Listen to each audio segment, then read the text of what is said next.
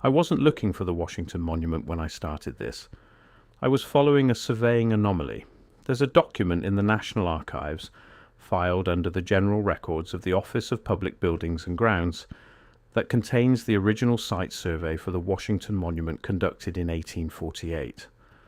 What caught my attention wasn't the measurements themselves, it was the notation in the margin, handwritten, unsigned, that reads, "Axis confirmed per prior alignment." Prior to what exactly? The monument hadn't been built yet. The city plan on which it was supposedly placed had only existed for 50 years. So what alignment was the surveyor confirming? I started pulling thread. What I found doesn't sit well in the official account, not because the official account is obviously false, but because it explains so little of what's actually there. The standard history tells us the Washington Monument was conceived as a tribute to the first president, authorized by Congress in 1833, begun in 1848, halted for decades due to funding collapse and the Civil War, and finally completed in 1884. It stands 555 feet tall, the tallest masonry structure in the world when it was finished, made of marble, granite, and bluestone gneiss. A simple obelisk, a monument to a man, except almost nothing about its design reflects the man it supposedly honors. George Washington was a general, a statesman, a landowner. His iconography in the period immediately following his death in 1799 drew from Roman Republicanism, classical portraiture, neoclassical architecture. If you wanted to memorialize Washington in the aesthetic vocabulary of his own era, you built a temple, a rotunda, a colonnaded hall. You did not build an Egyptian obelisk, and Egypt was not part of the American symbolic vocabulary in 1833. The obelisk form had no established connection to Washington's legacy, his beliefs, or the institutions he founded. It was selected not because it fit, but because it was chosen. And the question that the official history has never satisfactorily answered is who chose it and why. The original design competition for the monument, held in 1836, produced a winning submission from architect Robert Mills. His proposal was not a simple obelisk. It was a massive circular colonnade, 100 feet tall, topped by a flat terrace from which a decorated shaft would rise. The colonnade featured 30 columns, each 45 feet high. The interior would have housed a hall of fame for American heroes, a pantheon. The obelisk, in Mills's original design, was an accent piece, a tall needle emerging from a broad ceremonial base. Congress never funded the colonnade. By the time construction began in 1848, the base had been stripped away and only the shaft remained. The organization that broke ground was not the federal government, it was the Washington National Monument Society, a private group formed in 1833, operating on private donations whose membership included men whose other affiliations have never been fully examined in the popular record. The cornerstone ceremony was conducted on July the 4th, 1848. The Grand Master of the Grand Lodge of Masons of the District of Columbia presided. He used the same trowel that had been used to lay the cornerstone of the United States Capitol 52 years earlier. That detail is recorded in the Society's own minutes and is not disputed by any historian. What is disputed, or rather quietly ignored, is what that continuity means, not symbolically, geometrically. Because the Capitol, the White House, and the Washington Monument do not sit in the landscape at random. They sit in a specific geometric relationship to each other and to the broader topography of the city. Pierre Charles. L'Enfant's 1791 plan for Washington, D.C. has been described as a grid overlaid with diagonal avenues. That description is accurate as far as it goes. What it omits is the underlying geometry those avenues trace when you extend them. When you draw the full lines of the L'Enfant plan to their logical endpoints and intersections, you recover a set of triangles and pentagrams that the plan itself does not name or explain, but which are geometrically precise to a degree that accidental arrangement cannot account for. This has been noted before. It is not fringe research. The Masonic scholar David Ovason published a detailed study in 1999 documenting the astronomical alignments embedded in the L'Enfant plan alignments to the constellation Virgo, to specific rising positions of Sirius and the Sun at particular times of year. His work was endorsed by the Library of Congress. It is not a conspiracy theory, it is documented architectural intention, but Overson stopped short of the question that follows naturally from his own research. If the Washington Plan was geometrically aligned to astronomical bodies with deliberate precision, who had the knowledge to do that alignment? And where did that knowledge come from? Here is where the shape of the monument becomes significant in a different way.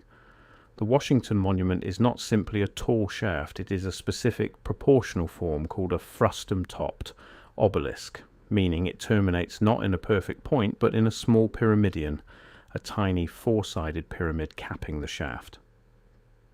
The proportional relationship between the shaft height and the pyramidion height in the Washington Monument is 555 to 55, a ratio of exactly 10 to 1. This ratio does not appear in Egyptian obelisks, which follow different proportional conventions. It does not appear in Roman obelisk reproductions. It appears in a specific body of architectural geometry that researchers working in the Tartarian construction tradition have documented across dozens of structures in Central Asia, Russia and Eastern Europe, built between approximately 1650 and 1850. The Tartarian spire, as these researchers describe it, is not a decorative form. It is a functional antenna configuration, a tall primary shaft with a capped pyramidion in a 10 to 1 ratio, positioned over a specific geological substrate, aligned to magnetic north with a precision that required instruments we do not associate with pre-industrial construction. The structures in Samarkand, in Bukhara, in the mausoleum complexes of the Timurid Empire, in the minaret traditions of Central Asia that preceded the Ottoman period, and in the tower architecture of the Baltic cities that entered and exited Tartarian cartographic designation between 1700 and 1830 all share this proportional signature, and the Washington Monument shares it too. This is not a matter of symbolic borrowing or aesthetic influence. American architects in 1836 did not have access to detailed surveys of Central Asian spire architecture. The academic study of Timurid proportional systems did not exist in English language scholarship in 1836. Robert Mills was a South Carolinian builder trained in the federal style. His other major works, the Treasury Building, the Patent Office Building, are competent neoclassical structures. Nothing in his background explains where the 10 to 1 shaft to pyramidion ratio of the Washington Monument came from, because that ratio is not present in any classical Egyptian, Greek or Roman architectural tradition that Mills would have studied. Someone gave him that number, or someone changed his design to incorporate it. The construction halt between 1854 and 1877 has always been explained as a funding crisis compounded by political conflict. The Know-Nothing Party seized control of the Monument Society in 1854 and inserted a block of stone they claimed came from the Temple of Concord in Rome, which the Pope had donated. The resulting controversy caused a collapse of public donations and the project stalled. This is the standard account. It is not false, but it omits the physical evidence on the monument itself. If you examine the Washington Monument closely, you can see the change in the marble cladding at approximately the 150-foot mark. The marble below that line is a slightly different shade than the marble above it. This is documented, explained officially, as the result of quarrying marble from different geological sources during the 2 phases of construction. The Symington Quarry in Maryland provided stone for the first phase, Texas pink granite and Cockeysville marble for the second. Color variation is real and its cause is accurately stated. What is not explained is the change in the setting pattern of the stonework at that same line. Below 150 feet, the stone courses are set in a running bond pattern. Above 150 feet, the pattern shifts, the tolerances change, the coursing becomes measurably more precise. Not more modern, more precise, as if the builders of the second phase were working from a different standard of construction knowledge than the builders of the first. 3 different organizations controlled construction at different points: the Washington National Monument Society, the Army Corps of Engineers after Congress assumed control in 1876, and a series of subcontractors whose records are incomplete. The Army Corps of Engineers oversaw the completion.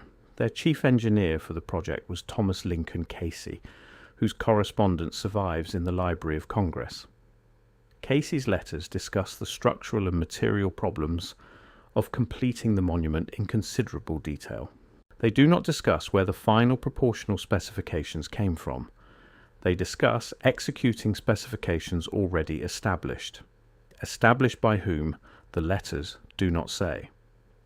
What I found when I cross-referenced Casey's correspondence with the original Monument Society, minutes from before the halt, is a discrepancy that no historian has foregrounded. The Society's records from 1848 through 1854 describe the shaft specifications in round numbers, approximate heights, general material grades. The language is that of a civic building project managed by gentlemen donors. The Army Corps documents from 1876 onward are different in kind. They describe tolerances in fractions of an inch. They reference angular measurements to specific decimal points. They contain technical language about magnetic orientation that does not appear anywhere in the Society's earlier correspondence. Something happened to the specifications between 1854 and 1876 that made them considerably more precise. The official explanation is that the Army Corps simply brought professional rigour to a project that had been managed by amateurs. That explanation is plausible. It does not account for where the specific numbers came from, because they were not derived from the original Mills drawings. They were introduced into the project during the gap, during the 22 years when nothing was officially happening, when the half-built shaft stood open to weather and to anyone who chose to examine it. There is a chamber inside the Washington Monument at its base, below the public entrance level, that is not on any of the standard visitor maps. It is referenced in the original construction documents as the foundation chamber, and it sits directly below the main shaft. The chamber exists over a specific geological feature.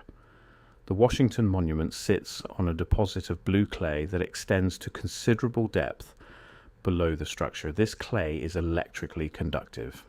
It is the same class of substrate that appears consistently beneath the spire and tower structures documented in the Tartarian architectural research, beneath the Spasskaya Tower in Moscow, beneath the Peter and Paul Cathedral in St. Petersburg, beneath the Bertanger Star Fort in the Netherlands, and the similarly proportioned fortification towers of the Rhine Valley. Electrically conductive substrate beneath a tall shaft with a metallic pyramidion cap is a specific configuration. The aluminum cap of the Washington Monument, installed in 1884, was at the time of its installation the largest single piece of cast aluminum in the world. Aluminum was chosen, the official record states, because it was corrosion resistant and would not cause galvanic degradation of the copper lightning rods it would contact. This is technically accurate. It is also true that aluminum is one of the most electrically conductive metals available, and that a cast aluminum pyramidion atop a 555-foot masonry shaft connected through that shaft to a conductive clay substrate through a sealed underground chamber would constitute, in the vocabulary of 19th century electrical research, a functional ground-to-sky conductor. What was it conducting? That question has never been asked in any official study of the monument. The monument has been studied for its historical significance, its masonry composition, its structural integrity. It has not been studied as an electrical structure, but it is an electrical structure. Its materials, proportions, substrate and cap constitute one, whether anyone intended that or not, except the proportions are too specific for intention to be ruled out. I keep returning to that surveyor's margin note. Axis confirmed per prior alignment, prior to 1848, prior to the monument, prior to, possibly, the city itself in its current form. L'Enfant arrived in America in 1777. Before that, he was a military engineer trained in France, educated in a tradition that still carried, through its Masonic and guild channels, fragments of the technical knowledge that the dissolution of the craft guilds across Europe was in the process of eliminating. He laid out a city on the Potomac on a plan that embedded astronomical alignments, too precise to be accidental, over a landscape whose geological features he had surveyed in extraordinary detail for a man working without modern instruments. He knew what was in the ground. He knew where the conductive substrate ran. He knew where to put the tall shaft, and he put it there before the monument was authorized, before Washington was dead, in the 1791 plan that reserved that site for what the plan called an equestrian statue. An equestrian statue was never built. The obelisk replaced it. Something was built on the Potomac in 1884 that had been planned for longer than the republic that claims it. And the filing cabinet in the National Archives still has the survey document with the margin note no one has publicly explained. Axis confirmed per prior alignment. The monument remembers what we've agreed to forget. It stands there every day in the capital of the most documented nation on earth, and it is shaped exactly like the structures of a civilization whose existence the official record has decided to treat as a cartographic accident. The aluminum cap conducts, the clay beneath conducts, the shaft connects them, and no one in a century and a half of official scholarship has asked what the circuit was designed to carry. I'm asking now, and I don't think I'm the first.